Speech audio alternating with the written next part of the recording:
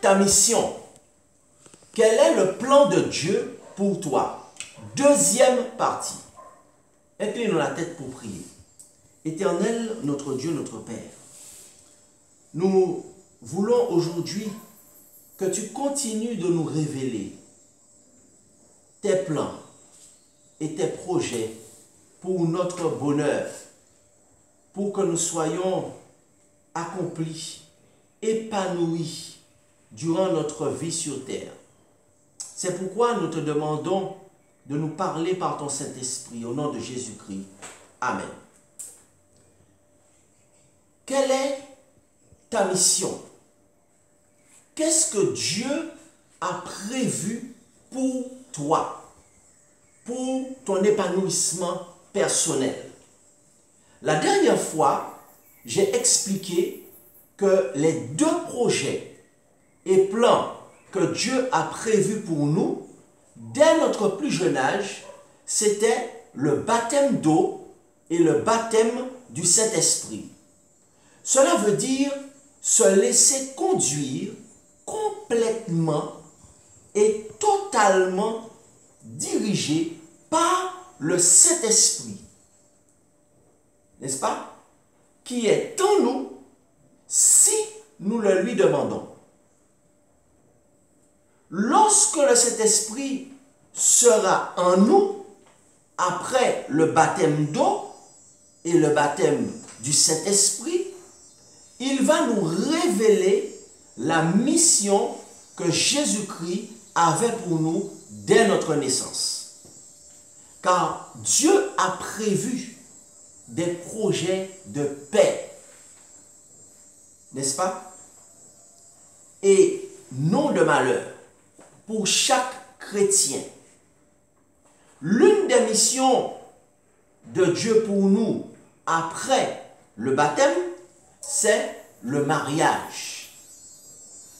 Le mariage fait partie des projets de paix que Jésus-Christ a prévus pour chaque personne qui l'accepte comme sauveur et Seigneur.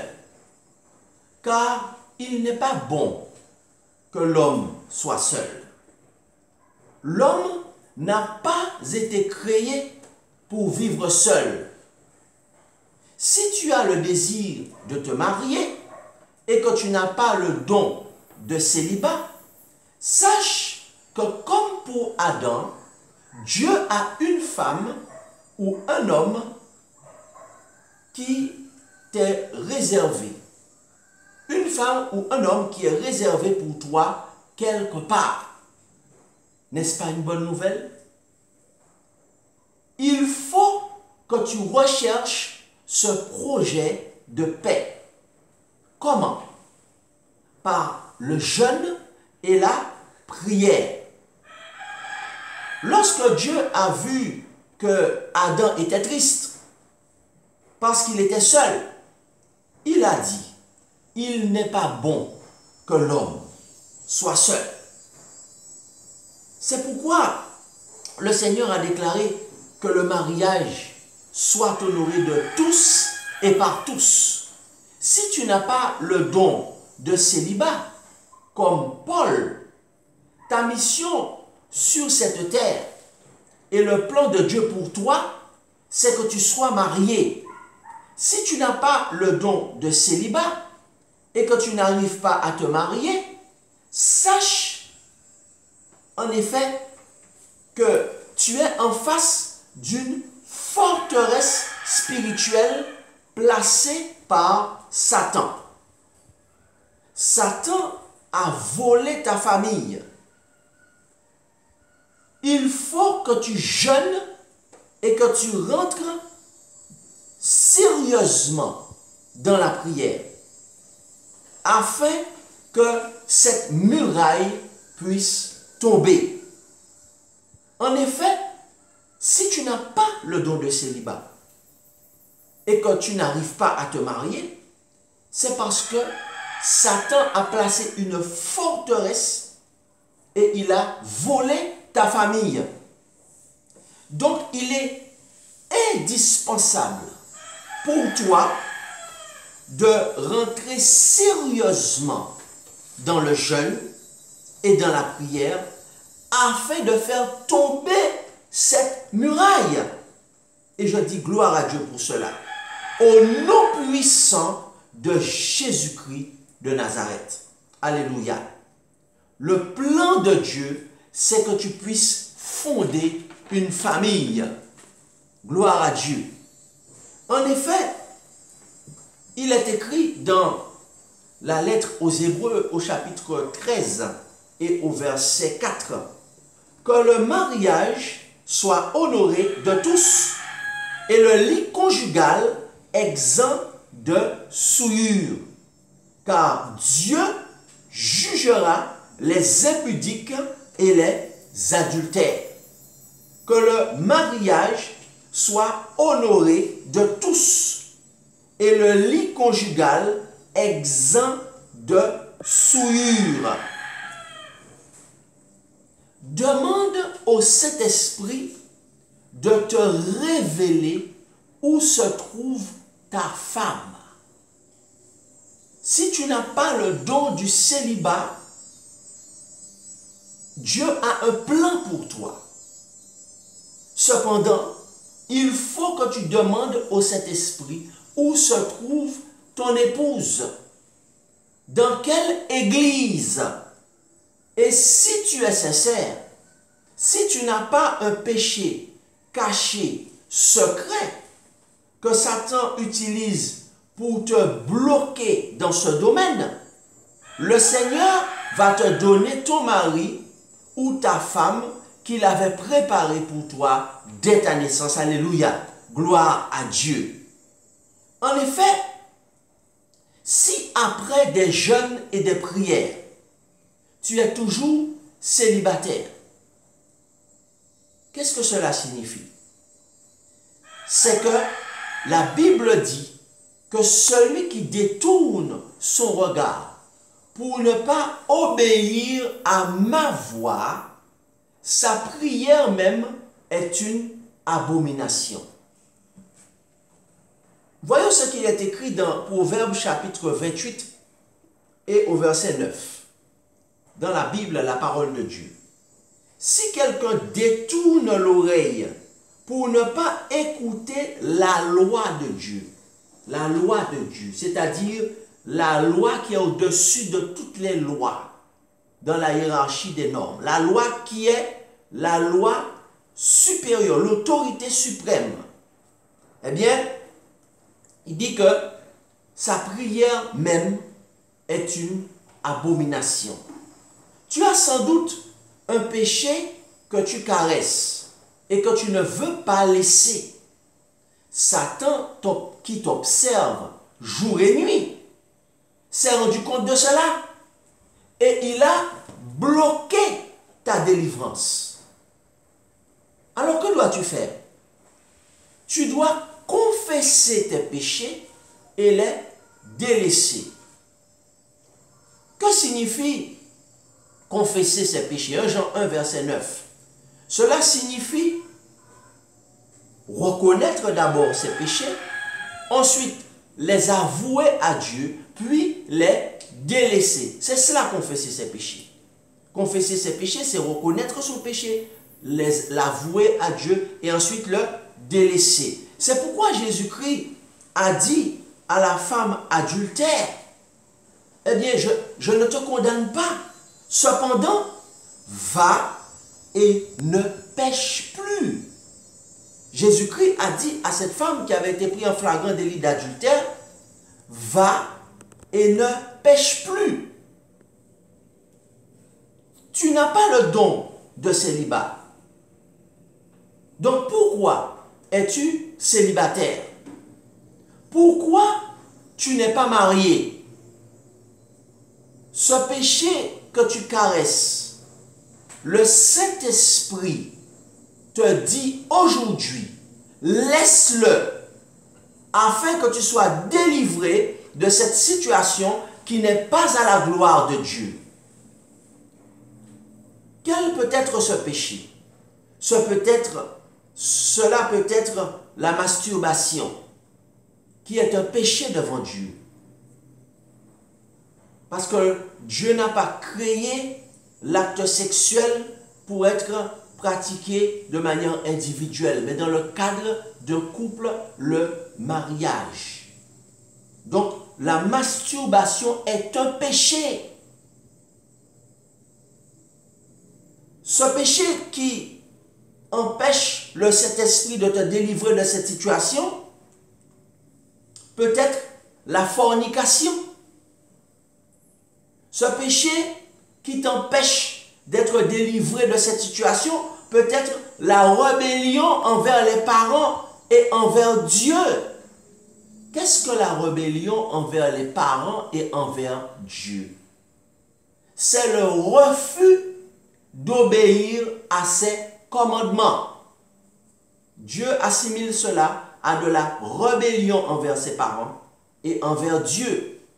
Quel est ce péché que tu caresses et qui t'empêche d'obtenir ton mariage, d'obtenir ta famille, ta bénédiction, tes enfants, et qui permet à Satan de bloquer le plan de Dieu, de bloquer le projet de Dieu sur ta vie? Cela peut être l'hypocrisie, c'est-à-dire faire semblant d'être chrétien, l'hypocrisie. Quel peut être ce péché, quel est peut-être ce péché qui t'empêche d'obtenir ta bénédiction?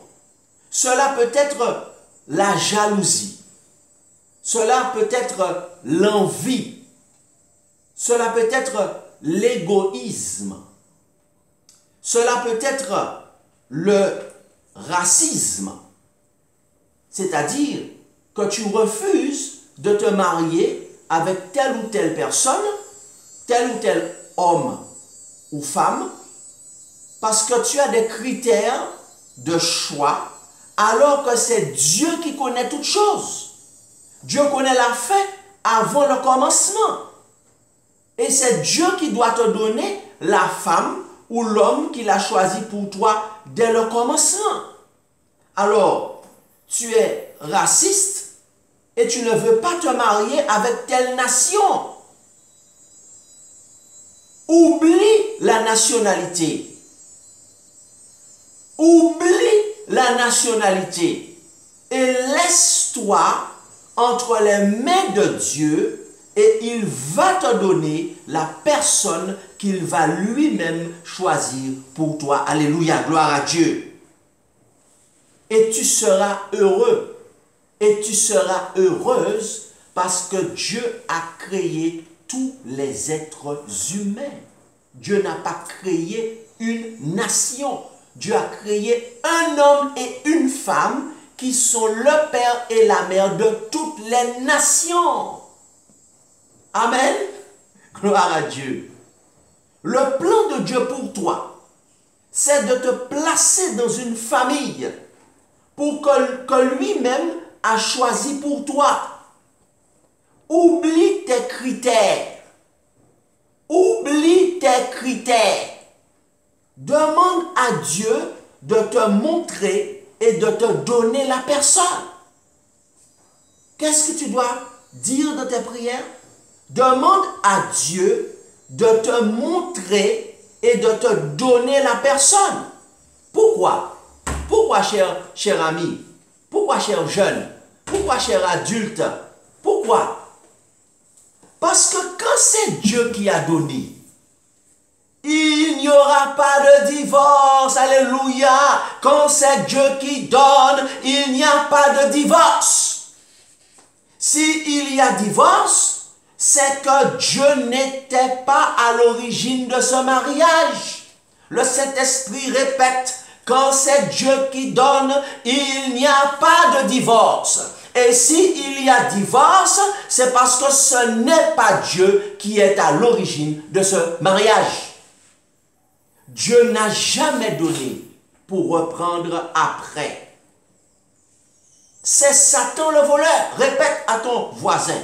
Dieu ne donne pas pour reprendre. Répète à tes enfants. Dieu ne donne pas pour reprendre. Répète à tes fidèles, tes membres d'église. Dieu ne donne pas pour reprendre. C'est Satan le voleur qui donne et qui reprend parce que lui, il n'est pas amour. tu peux avoir des problèmes dans ton couple, puisque c'est Dieu puisqu'on est toujours sur la terre. N'est-ce pas? Même si c'est Dieu qui te donne, puisqu'on est toujours sur la terre, tu peux avoir des problèmes dans ton couple. Mais quand c'est Dieu qui a donné, tu vas surmonter tous ces problèmes avec la puissance du Saint-Esprit. Et je dis alléluia à cela. C'est pourquoi il est écrit que le mariage soit honoré de tous. Pourquoi? Parce que le mariage fait partie du plan de Dieu pour le bonheur de l'humanité. Le mariage biblique fait partie du plan de Dieu pour le bonheur de la race humaine et pour le bonheur de la famille, pour ton épanouissement personnel, pour ton équilibre mental, physique, moral et spirituel. C'est pourquoi il est écrit dans Hébreux 13, verset 4, que le mariage soit honoré de tous. N'est-ce pas? Que le mariage soit honoré par tous. Et que tous puissent prier pour entrer dans le plan que Dieu a mis en place pour le bonheur de l'humanité. Et aujourd'hui, Dieu dévoile ce plan. Donc si nous sommes malheureux, est-ce que nous pourrons dire que c'est la faute de Dieu? Est-ce que nous pourrons dire que nous n'étions pas au courant, que nous n'étions pas informés du plan que Dieu a mis en place pour que nous soyons heureux et que nous n'avons pas de chance? J'ai pas eu de chance dans ma vie? Non, nous ne pourrons pas dire cela parce que Dieu nous a révélé clairement aujourd'hui son plan pour que nous soyons heureux et que nous vivions même éternellement, c'est-à-dire le baptême d'eau, le baptême du Saint-Esprit, pour que le Saint-Esprit rentre en nous et qu'il puisse nous montrer le chemin à marcher pour que nous soyons heureux. Et ensuite, après que nous soyons baptisés d'eau et du Saint-Esprit, que nous ayons le Saint-Esprit, eh bien que le Saint-Esprit nous a rendu prêts maintenant pour que nous puissions rentrer dans le mariage, pas avant. Comment pouvons-nous rentrer dans le mariage si nous n'avons pas le baptême d'eau et le baptême du Saint-Esprit? Comment? Et à ce moment-là, le Saint-Esprit va nous conduire dans le mariage. Il va nous montrer la personne, nous allons prier. Il nous montrera la personne qui nous convient le mieux. Mais avant cela, il nous faut abandonner les péchés que Satan utilise pour faire barrage à notre bénédiction. Et si nous faisons cela, le Saint-Esprit va nous montrer la personne et nous allons être heureux et nous allons vivre jusqu'à ce que la mort nous sépare parce que Dieu ne donne pas pour reprendre. Et nous allons vivre dans l'unité. Nous allons vivre dans l'unité parce qu'il est écrit dans Éphésiens chapitre 4 que Dieu a donné, il a donné pour jusqu'à ce que nous parvenions à l'unité. Éphésiens chapitre 4, nous allons vivre dans l'unité.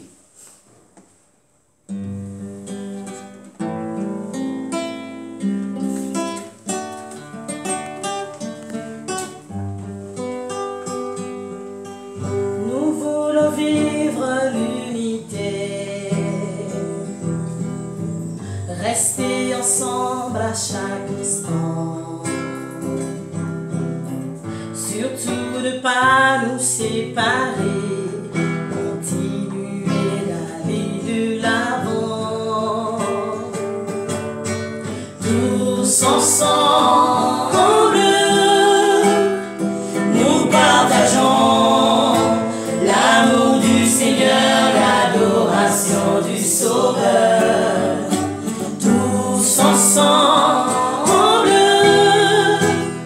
nous accueillons l'Esprit du Seigneur, l'unité du Créateur. Nous voulons vivre, rester fidèles et devenir un même corps. Travailler au lien de la paix, marcher toujours dans le même esprit. Tous ensemble,